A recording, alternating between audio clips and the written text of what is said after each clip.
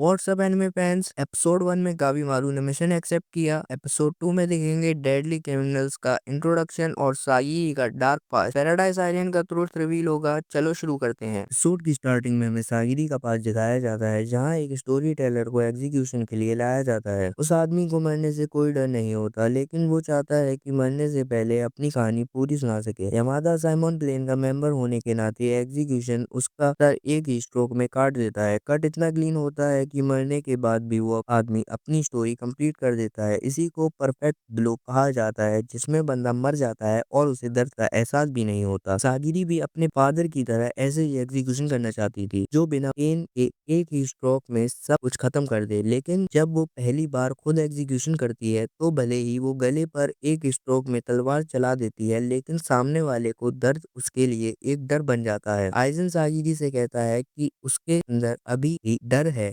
कि जिन लोगों को उसने मारा वो पेन और तकलीफ के साथ मरे। सागिरी दोबारा कोशिश करती है, लेकिन वो पूरी तरह इमोशनलेस नहीं बन पाती। जब वो अपनी तलवार में देखती है, तो उसे मरे हुए लोगों का दर्द, गुस्सा और सफरिंग सब उसी तलवार में नजर आता है। सागिरी समझ जाती कि वो लोगों को बिना उन्हें एहसास होने दिए नहीं मार पा रही। अब वो सोचने लगी है कि अपने दिल के इस बर्डन को कैसे खत्म करें और अपने फादर के जैसे कैसे बने। इसके बाद कई क्रिमिनल्स को मुंह पर मास्क पहनाकर एक जगह इकट्ठा किया जाता है।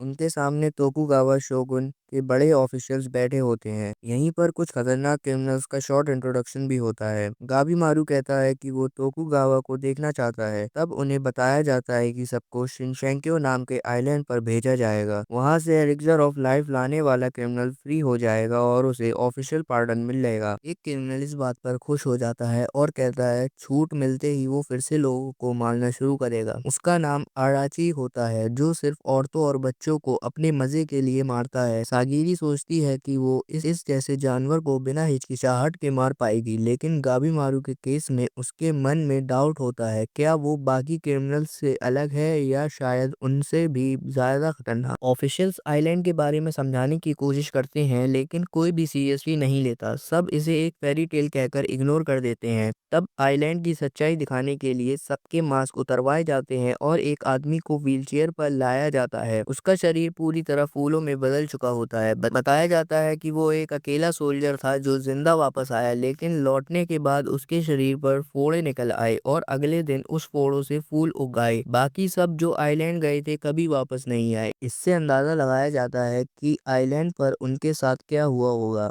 कुछ क्रिमिनल्स इस डील को मानने से मना कर देते हैं।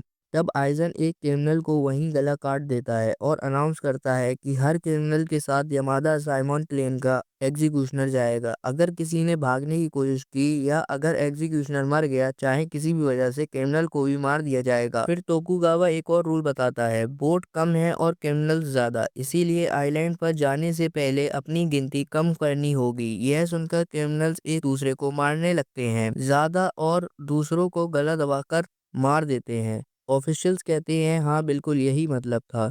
इसके बाद क्रिमिनल्स दूसरों को मारना शुरू कर देते हैं, कोई पत्थर से कोई हाथों से। सिर्फ गाबीमारू चुपचाप वहीं बैठा रहता है। तोकुगावा बताता है कि सबसे खतरनाक क्रिमिनल्स को रेड सील दिया जाएगा और उसमें गाबीमारू भी शामिल है। आइजन सागिरी को टॉन्ट करता है, कहता है कि शायद वो इस जॉब के लायक नहीं है, एक लड़की को तलवार उठाने ही नहीं चाहिए थी। सागिरी अपना पास्ट याद करती है, कैसे बचपन से लोग उसे मर्डरर की बेटी कहकर चिढ़ाते थे और पत्थर मारते थे। एक दिन उसने तलवार उठाई और समझा कि ये तलवार बलिदान के लिए बनी है। कुछ क्रिमिनल सागिरी को कमजोर समझकर उसकी तलवार छीनने आते हैं, लेकिन सागिरी उन सबको मार देती है। फिर भी उसका डर पूरी तरह खत्म नहीं होता। तब गाबीमारू कहता है कि हर प्रॉब्लम का सॉल्यूशन लोगों को मारना नहीं होता, लेकिन बाकी क्रिमिनल्स उस पर हमला कर देते हैं। मजबूरी में गाबीमारू फाइट करता है और ब्रूटल तरीके से सबको मार देता है। उसके हाथ खून से पूरी तरह भर जाते हैं। सागिरी समझ जाती है कि गाबीमारू को लोगों को मारने का डर नहीं है, बल्कि उस बर्डन का है जो वो अपने दिल के साथ लेकर चलता है। आखिर में सब लोग बोट पर शिनशेंग्यो के लिए निकल पड़ते हैं और आयरोनी के साथ कहते हैं, टेंशन मत लो, तुम पैराडाइज जा रहे हो, वहाँ कोई भी खतरा नहीं है। यही एपिसोड खत्म हो जाता है। क्रिमिनल्स पैराडाइज आइलैंड की तरफ निकल चुके हैं, पर क्या ये सच में पैराडाइज है? एपिसोड 3 में ब्रूटल रियलिटी सामने आएगी। लाइक करो, सब्सक्राइब करो, मिलते हैं नेक्स्ट वीडियो में। सायोनारा।